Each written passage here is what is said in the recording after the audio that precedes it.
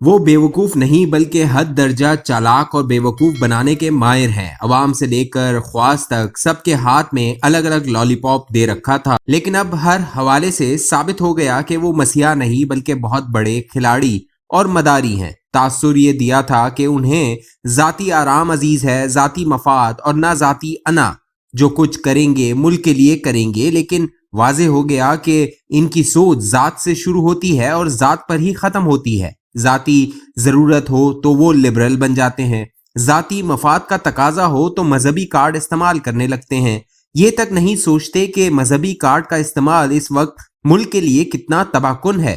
تاثر دیا تھا کہ وہ کرپشن کا خاتمہ کریں گے اور مافیاز کو لگام ڈالیں گے، لیکن ان کی حکومت میں کرپشن ماضی کی کسی بھی حکومت سے زیادہ ہے۔ نیب کا خوف عدالت کا اور نہ میڈیا کا۔ چنانچہ نہ صرف کرپشن کا بازار گرم ہے بلکہ انتہائی ڈٹائی اور بےہودہ طریقے سے کرپشن ہو رہی ہے۔ جب کرونا کے لیے آنے والی خیراتی رقم میں سے 40 ارب روپے کی ہیرا پھیری ہو رہی ہو تو اندازہ لگا لیں کہ باقی جگہ کیا حالت ہوگی۔ پہلی حکومتوں میں اسامیاں بکتی تھیں، لیکن ان کی حکومت میں وزارتیں اور صوبے بک رہے ہیں۔ بلوچستان کی پہلی حکومت بھی اربوں میں بنی تھی اور اب بھی کئی ارب روپے کے عوض اقتدار میں آئی ہے۔ پنجاب میں سر آئینہ کوئی اور ہے جبکہ پس آئینہ اربوں کا دندہ زوروں پر ہے۔ خیبر پختونخوا کے بارے میں پی ٹی آئی کے ایم پی اے اور پرویز خٹک کے بھائی جو چند روز قبل تک وزیر تھے نے میرے ٹی وی شو میں گواہی دی کہ کرپشن کے حوالے سے ماضی کے تمام ریکارڈ ٹوٹ گئے ہیں۔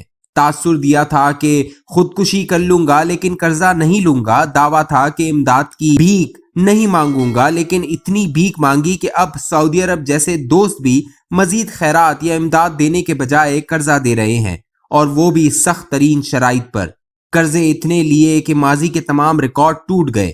نون لیگ کی حکومت نے 5 سال میں 30,000 ارب کا قرضہ لیا تھا، جبکہ ان کی حکومت نے 3 سال میں 50,000 ارب سے زیادہ قرض لے لیا۔ ماضی کی حکومتوں میں بھی معاشی پالیسی سازی میں آئی ایم ایف کا عمل دخل ہوا کرتا تھا، لیکن یہ پہلی حکومت ہے جب اقتصادی پالیسیوں کا محور مکمل طور پر آئی ایم ایف کے ہاتھ میں دے چکی ہے۔ انہوں نے تاثر دیا تھا کہ انہوں نے بے تحاشا ہوم ورک کر رکھا ہے اور یہ کہ ان کے پاس ماہرین کی ٹیم ہے، لیکن اقتدار دلوانے کے بعد پتہ چلا کہ ان کی ٹیم میں وزیر خزانہ اور وزیر قانون تک نہیں۔ وزیر قانون الطاف حسین کے تربیتی یافتہ ان کے سابق وکیل کو بنایا گیا۔ پہلے جس شخص کو وزیر خزانہ بنایا گیا وہ معیشت کے نہیں بلکہ مارکیٹنگ کے ماہر تھے، اور وہ بھی اپنی ذات کی مارکیٹنگ کے۔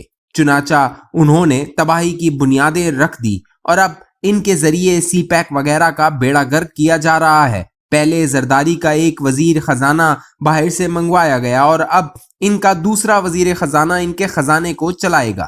اسٹیٹ بینک کا گورنر آئی ایم ایف سے لایا گیا جو اس سے قبل مصر کی معیشت کا بیڑا غرق کرنے کی شہرت رکھتا ہے۔ ان کی حکومت میں کچھ اہم وزارتیں کراچی میں میزبانی کرنے والوں کی، کچھ لندن میں خدمت کرنے والوں، کچھ لاہور میں خدمت کرنے والوں کی اور کچھ خوشامد میں ثانی نہ رکھنے والے پختونوں کے حوالے کی گئیں۔ چنانچہ معیشت تباہ ہو کر رہ گئی، مہنگائی تاریخ کی بلند ترین سطح پر جا پہنچی اور بے روزگاری اس حد تک بڑھ گئی کہ ملک جرائمستان میں تبدیل ہو گیا۔ عرض ہے کہ اسٹیٹسمین شپ ان کے قریب سے نہیں گزری، لیکن بے وقوف بنانے میں بلا کے ماہر ہیں۔ چنانچہ اچھے بلے باخبر اور سمجھدار لوگ بھی ان سے توقع لگائے بیٹھے تھے کہ وہ پاکستان کو جنت بنا دیں گے، اس لیے ان کی خاطر تمام ریاستی اداروں نے پورے خلوص کے ساتھ بالا جامہ اپنے آپ کو استعمال کیا۔ ایک طرف نواز شریف اور زرداری پر غصہ تھا اور دوسری طرف ان کی اندھی محبت تھی۔ چنانچہ طاقتور اداروں نے بھی ان کی خاطر سب اداروں کے بازو مڑوڑ دیے۔ اقتدار میں آنے سے قبل انہوں نے تاثر دیا تھا کہ وہ اداروں کو مضبوط بنائیں گے، لیکن اداروں کی جو بے توقیری ان کے دور میں ہوئی اس کی مثال نہیں ملتی۔ عدلیہ کتنی بے توقیر ہوئی، اس کے لیے سپریم کورٹ بار کے سابق صدر علی احمد کرد کا اعلیٰ عدلیہ کے ججز کی موجودگی میں کھڑاک ہی کافی ہے۔ قومی احتساب بیورو کو انتقام بیورو اور بلیک میلنگ بیورو میں بدل دیا گیا۔ میڈیا کو پہلے تقسیم اور بے توقیر کیا گیا اور اب اس کا گلا دبانے میں لگے ہیں۔ سب سے بڑی زیادتی اپنے سب سے بڑے محسن ادارے کے ساتھ کی. پہلے ایک پیج کہہ کر اس کو متنازع بنایا، پھر ڈال بننے کے بجائے اسے اپنی حکومت کے لیے ڈال بنایا. اپوزیشن، میڈیا اور عدلیہ سب کو حزب استطاعت اس سے لڑانے کی کوشش کی، پھر اس کے خلاف خود میدان میں نکل آئے. پہلے آرمی چیف کی ایکسٹینشن کے نوٹیفیکیشن کے ذریعے اس ادارے کو بے توقیر کرنے کی کوشش کی، اور پھر رہی صحیح کسر DGISI کے نوٹیفیکیشن کے باب میں پوری کر دی. میری ایماندارانہ رائے ہے کہ 100 شریف اور 100 زرداری حریف کی صورت میں اس قومی ادارے کی ساکھ اور وقار کو وہ نقصان نہیں پہنچا سکتے تھے جو حلیف بن کر تنہا اس شخص نے پہنچا دیا. چنانچہ اس وقت سب سے بڑی آزمائش سے یہ ریاستی ادارے دوچار ہیں. اس شخص کی خاطر اتنی دشمنیاں مول لی گئی ہیں کہ انہیں آسانی کے ساتھ چھوڑا بھی نہیں جا سکتا. اس تناظر میں انہیں خود بھی یہ زعم ہے کہ ان کا کوئی متبادل نہیں، اس لیے وہ مزید جارحانہ انداز میں کھیلنے لگے ہیں.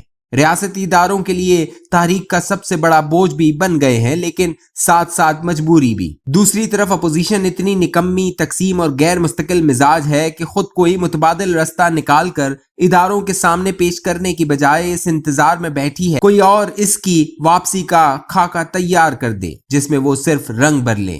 پیپلز پارٹی نے خاکے میں رنگ بھرنے کا کام شروع کر دیا ہے، اگرچہ مجھے یہ خاکہ مکمل تصویر بنتا نظر نہیں آ رہا، جبکہ نون لیگ خاکے کے انتظار میں بیٹھی ہے. کھلاڑی کا کام یہ رہ گیا ہے کہ وہ ان خاکوں کا سراغ لگاتے اور انہیں مٹانے کا فریضہ سر انجام دے رہا ہے. رہا ملک اور اس کے عوام کا سوال تو اس کا سوچنے اور پوچھنے والا کوئی نہیں. اے اللہ، تو ہی اس ملک کی حفاظت فرما. آمین.